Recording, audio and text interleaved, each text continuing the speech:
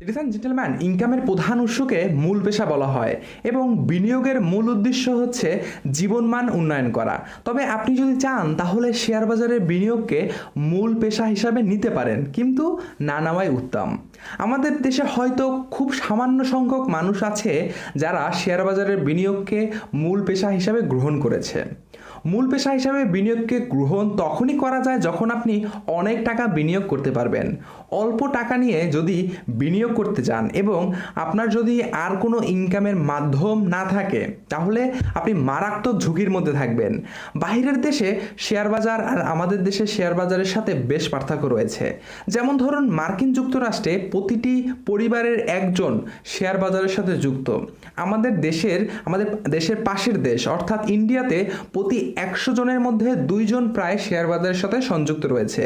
আমাদের দেশে হয়তো একটি এলাকা ঘুরে একজন বিনিয়োগকারী আপনি খুঁজে নাও পেতে পারেন। তবে খুবই ভালো বিষয় হচ্ছে বর্তমানে প্রচুর পরিমাণ মানুষ শেয়ার বাজারে আসছে, যা অব্যাহত থাকলে খুবই ভালো একটি মার্কেট আমরা পেতে পারি। একজন দক্ষ বিনিয়োগকারী তার নিজের বিনিয়োগের পাশাপাশি কনসালটেন্সির মাধ্যমে ইনকাম করতে পারে। মূল পেশা হিসাবে বিনিয়োগকে নিতে চাইলে প্রচুর পরিমাণ অভিজ্ঞতা থাকতে হবে এবং সাপোর্ট হিসাবে অনেক টাকা রাখতে হবে। আপনি যদি শেয়ার বাজারে বিনিয়োগকে মূল পেশা হিসাবে একান্তই নিতে চান, তবে আমার একান্ত ব্যক্তিগত বিবেচনায় বলছে কমপক্ষে 2 কোটি টাকা নিয়ে আপনাকে বাজারে আসতে হবে।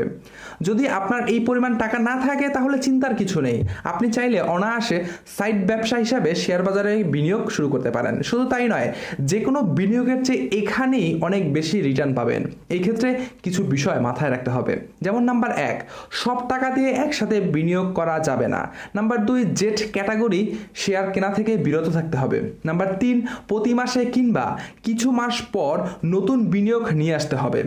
ধরুন আপনি এককালীন 2 লাখ টাকা নিয়ে শেয়ার বাজারে বিনিয়োগ শুরু করলেন। এখন এই 2 লাখ টাকাকে সাপোর্ট দেওয়ার জন্য প্রতি মাসে আরও 2000 টাকা করে আপনাকে যোগ করতে হতে পারে। এতে আপনার পোর্টফোলিও অনেক বেশি শক্তিশালী হবে। নাম্বার 4, শেয়ার কেনার আগে কত টাকা দামে আপনি বিক্রি করবেন তা ঠিক করে রাখতে হবে। অনেক সময় আপনাকে স্টপ লসও দিতে হতে পারে। নাম্বার 5, খুবই গুরুত্বপূর্ণ, যখনই শেয়ার বাজারে বিনিয়োগ করা শুরু করবেন তখন থেকেই কত দিনের জন্য আপনি বিনিয়োগ করবেন তা ঠিক করে রাখতে হবে। বিশেষভাবে কমপক্ষে 1 বছরের জন্য বিনিয়োগ করবেন, এই মানসিকতা নিয়ে আপনাকে শেয়ার বাজারে আসতে হবে। পরিশেষে বলা যায় যে শেয়ার বাজারে বিনিয়োগকে মূল পেশা হিসাবে নেওয়া যায় এবং সেই ক্ষেত্রে অনেক টাকা দরকার হবে। আপনার টাকা থাকুক আর নাই থাকুক, বিনিয়োগকে মূল পেশা হিসাবে না নেওয়াই উত্তম। শেয়ার বাজারে টাকা, মেধা এবং সময় বিনিয়োগের মাধ্যমে আপনি চাইলে টাকা বানাতে পারবেন, কিন্তু এর সাথে প্রেম করা যাবে না। এই ছিল আজকের ভিডিওটি সম্পর্কে আপনার মতামত কমেন্ট বক্সে তুলে ধরার আহ্বান জানাচ্ছি। ব্যবসা বাণিজ্য, শেয়ার বাজার সহ টাকা পয়সা রিলেটেড ভিডিও পেতে চ্যানেলটি সাবস্ক্রাইব করে রাখতে পারেন।